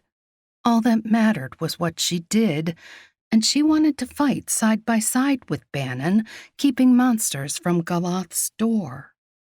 But she'd been so certain before, and then she'd lost everything. She could not bear to lose him now, too. So like an utter coward, she said, "You'll give me time to decide?" All the time you need. Though not all of that time would be spent with him. He'd promised to wait for her, and yet he could not remain in Galoth much longer. Only to the end of harvest, he'd said, or until they killed the demon. Sarya did not want him to leave, not without her, yet fear of losing everything again gripped her throat, and the words wouldn't come. Instead, she only said quietly, "I need to begin cutting the widow's field today." Bannin's expression abruptly shuddered, but not before she saw the pain that darkened the green of his eyes, because he'd taken that as her answer, Sarya realized. Cutting the widow's field would provide Sarya enough hay to see her animals fed through the winter here, which she would only need if she intended to stay. She had no settled intention to remain, but staying was not the only reason to cut the widow's field. "I promised her," she told him. "She could not easily find someone else to do it when everyone is busy harvesting their own fields." "Then I'll help," he said firmly. "We'll get it done faster. Hunting the demon can wait a few days." Since it was better that Bannin wasn't out hunting it alone, Sarya wouldn't argue. Heart full, she kissed him instead. "I appreciate it." He caught her face in his hands. "Anything for you, woman. I mean it." Sarya was beginning to believe it. Some hunting was done that morning. Widow Elfin's farm lay on the far outskirts of the village, so Sarya and Bannin had to travel along the forest path to reach the widow's hayfield at the edge of the woods. They reached the farm without incident, though in truth, Sarya would have preferred some distraction because she could not stop remembering the pain in Bannin's eyes when he'd believed she intended to stay, as he might still believe since she hadn't told him differently. It was a memory that haunted her throughout the morning. Scything the tall grass was a repetitive, mindless task that allowed her thoughts to return again and again to Bannin and why she could not simply tell him all that she felt. It was nearing midday when she paused to drink from her water skin. The day was hot, perfect for drying the hay before it was stored, yet she gave hardly a thought to the weather when her gaze landed on Bannin. He was halfway across the field, stripped down to a pair of loose breeches. The heavy muscles in his back flexed rhythmically with each swing of the scythe. Sweat glistened over skin, burnished by the sun. And she loved him. Staggered by the realization, Sarya braced the blade of her scythe against the ground and watched him work, letting the emotion roll over her until it slipped in and filled her heart to bursting. She waited for the fear to follow, the fear of losing everything, yet it didn't come.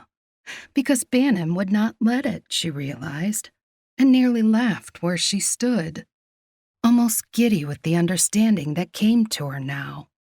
She had not truly lost anything before, not the man she'd hoped to marry, not her parents, because she had not lost them at all. They'd given her up. But Bannin never would. He wouldn't have married someone else. He wouldn't have put her in a crypt. And if something happened to turn her to stone again, he wouldn't remain home and accept that it was the end. Not for 1 minute. Instead, he would go and find the cure. And if necessary, he would battle every demon in the world. Of that, she was certain. Though she didn't know what future lay ahead, Sarya was certain that she wanted Bannin in it. Whatever challenges and tragedies they would face, she wanted to face them with him. Beginning now. With happiness lifting through her voice, she called to him across the field. "If you're thirsty, I've got something wet for you here." A drink, a kiss, whatever he wished. Bannin turned, Yet the grin he wore contorted into an expression of horror. Abruptly, Sarya became aware of how utterly quiet it was. No birds, no bugs, nothing but the wooden creak behind her. Then Bannin's roar. "Sarya!" She began to pivot, too late. Agony speared through her side as one of the vines punched through her flesh. She stumbled forward, then caught herself and swung the scythe. Another vine had wrapped around its handle. She couldn't get any force behind the blade, and she screamed when the vine impaling her side ripped fully through her stomach to wrap around her waist, as if the demon intended to drag her back into the forest with it. Bellowing her name, Bannin charged toward them. He whipped the scythe blade through the vine connecting Sarya to the demon. The tension dragging at her suddenly slackened. Amidst a horrible shriek from the demon, Sarya fell to her knees, then gritted her teeth and snapped the long trailing end of the vine closer to her skin so that she wouldn't trip over it and rip open her flesh. "Run!" Bannin shouted, his face a mask of fury, his muscles coiled in preparation to defend her again. But although his scythe had slashed through a vine as thick as a finger, that blade would barely damage the trunk of the demon he faced. Sarya stumbled to her feet. Then she ran, but only to the edge of the field where she'd left her sword and Bannin his axe. Still impaled with part of the vine, her side screamed in agony as she bent to sweep up the weapons. Her head swam when she straightened back up. Desperately, she fought the dizziness and spun back toward Bannin, the sword and axe clutched tightly in her hands. Terror gripped her heart. Before, she'd only had a glimpse of the demon, enough to leave a frightening impression of a creature resembling a tree. But in the full light of day, the demon was a towering nightmare of twisted limbs and splintered teeth, made all the worse for being vaguely human in shape. Bannin had said it might have started as a twig, yet the corrupted magic people carelessly used had transformed it into this malevolent thing, and it was trying to kill him. A handful of severed vines lay writhing on the ground, but the demon had caught Bannin's scythe in a giant gnarled fist. Another thicker vine had harpooned toward his chest. Bannin fought with that wooden spear now, gripping the sharp end that fought to drill through his heart, the thick muscles in his arms shaking with the effort of holding it back. No thought did Sarya give to the agony piercing her own flesh. She sprinted toward the demon, gasping out the word to activate the charm on her sword. Her blade burst into flames, the steel glowing white hot. A vine shot toward her. She easily batted it out of the way, then slashed through the spear, digging its way into Bannin's chest. The demon screeched, vines flailing, its massive gnarled hand swinging toward her. Her burning blade cut through the wooden block of a fist like a spoon through custard. A limb on its other side fell to a hack of Bannin's axe. Snarling, Sarya shoved closer to the trunk and shoved her blade deep. She spoke the charm again, and the demon shrieked in fury, even as its bark skin began to smoke, her sword burning it from within. Its splintered maw opened wide on a screech before flames erupted from the horror of a mouth. Abruptly, it fell silent. Bannin's axe thudded into its side. No movement. "Dead?" Suddenly weary, Sarya nodded.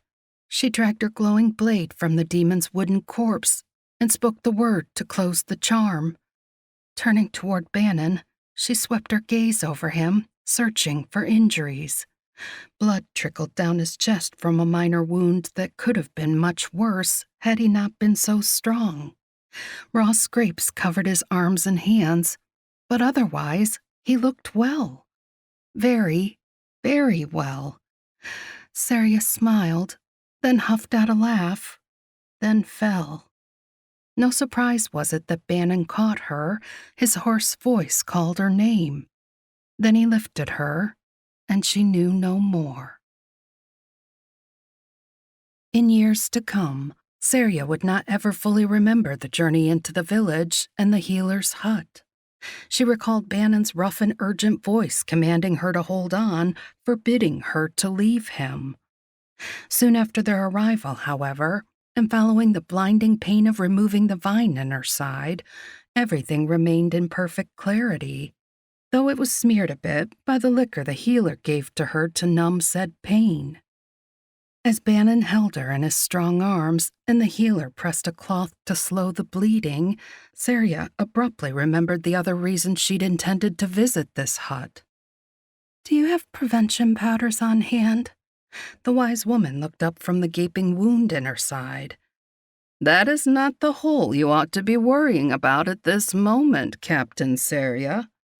Perhaps it was the concoction she'd drunk, but that was quite the most diverting thing Sarya had ever heard, until her laughter ripped at her side and left her lightheaded on a wave of pain.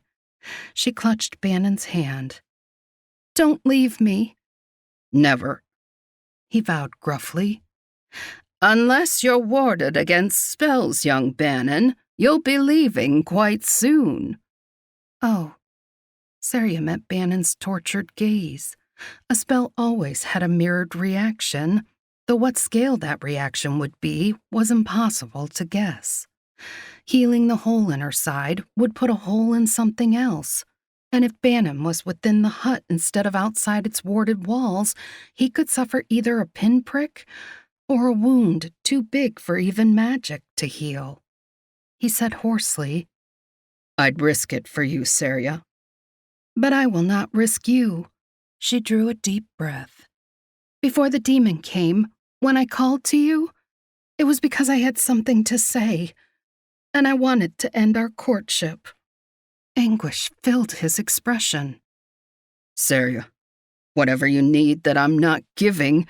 Her heart twisting at the bleakness in his voice, Sarya stopped him with her hand over his mouth. Softly she said, "We'll end the courtship and begin a marriage." "Oh!" His wide smile spread beneath her palm, his green eyes alight. Without warning, his mouth was on hers, and she could not stop her happy laugh as she returned his kiss. "Well, that's lovely, isn't it?" the old healer grumbled. "She'll bleed to death before you can marry, but yes, carry on." Bannin broke the kiss, but didn't go far. His forehead pressed to hers, and her face cradled in his hands. "I'll be right outside that door, waiting for you." Sarya had not a single doubt. A full harvest moon was rising overhead when Sarya came out of the hut. Instantly a wild-looking Bannin was there, falling to his knees and dragging aside the hem of her torn and bloodied tunic. In the soft yellow moonlight, he examined her perfectly smooth skin, turning her this way and that, as if to make certain it had healed all the way through. Then he pressed his face into her bare stomach, his breathing ragged. Once again, she marveled at how this warrior made her feel so utterly cherished and as utterly necessary to him as he had become to her. Tenderly, she combed her fingers through his hair, then gently tugged until he looked up at her. Softly she said, "I am completely healed. The wounds that were visible and the ones that were not. But I hope you understand that, since I am in love with you, you are one of the few people in the world who could truly hurt me again." "Never," Bannin growled, then surged to his feet, catching Sarya up in his arms as he did, cradling her against his broad chest. She laughed. "I can walk." "But I can kiss you better like this," he said, and his demonstration left her breathless and so weak in the knees that she might not have been able to walk anyway.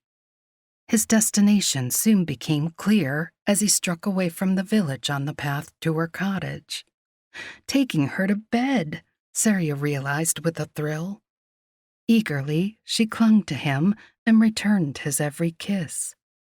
Only once did Bannin falter in his step as they passed the Widow Elfin's field, where the slain demon stood like a tree with a burned-out hollow, the twisted limbs still smoking.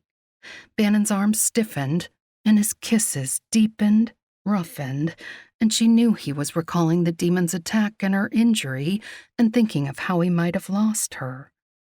Overwhelmed by the same fears, Sarya returned each caress with the same desperate need. By the time they entered the forest, no longer was Bannin cradling her against his chest. Instead, Sarya had turned in his embrace, her thighs clamped around his hips, her arms wreathing his neck, all but riding him in her frantic desire to have the big warrior as close to her as a man could be.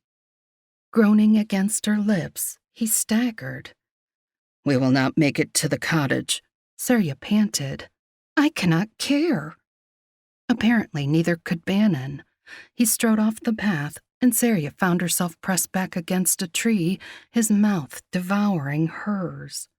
His big hand shoved between them, and she cried out when a stroke of his thick fingers found her slick with her arousal and aching to be filled.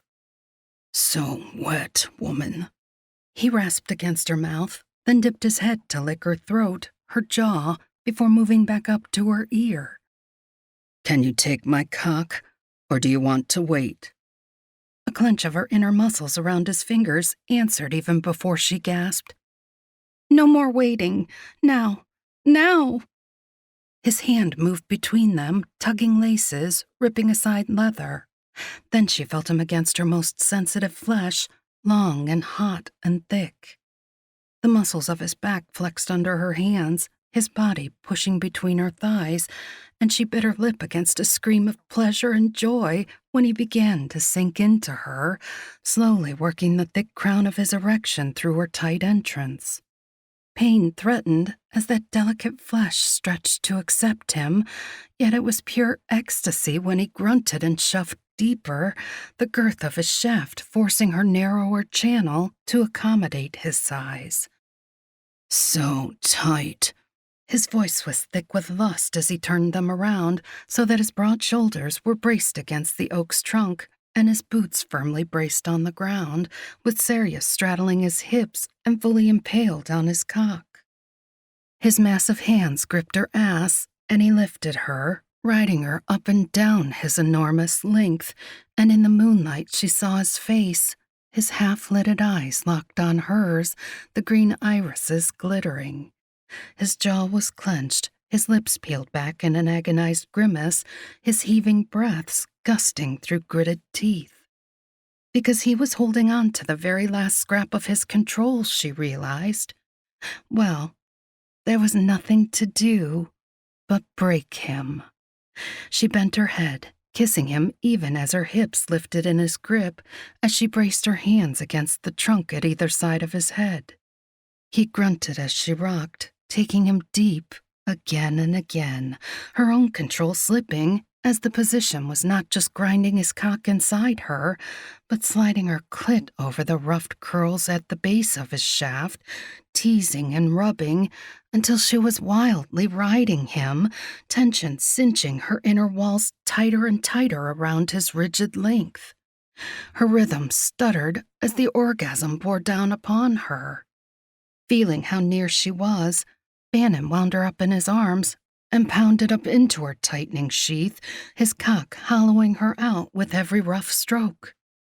"Come for me," he ground out against her lips. "Let me feel that hot little cunt suck up every drop of my seed." His words shoved her over, her scream captured by his kiss, her hips writhing over his. Then his entire body stiffened, with his thick cock lodged fully inside her, his shaft pulsing against her inner flesh as he pumped his seed deep. She collapsed against him, utterly spent, their chests heaving together as they tried to catch their breaths. Sensing that he was not yet ready to move, and neither was she, Sarya slipped her fingers through his hair. "Ask me again that question you've asked nearly every day since our courtship began." His firm lips curved into a smug grin. "Whether you'll come with me?" "You just did." She laughed. "I did. But ask again." His smile faded, and there was no doubt of his sincerity or how serious he was when Bannin said, "Will you come with me to fight demons? Will you marry me?" "Yes," she said, her heart completely full. "Yes, to both questions." "Yes!" He shouted and spun her around, holding her so tight. Then he stopped and looked down at her, gently touching her face. "What is this expression?" She had to laugh again. "I'm happy," she said simply. And this time, it wasn't a lie. The end.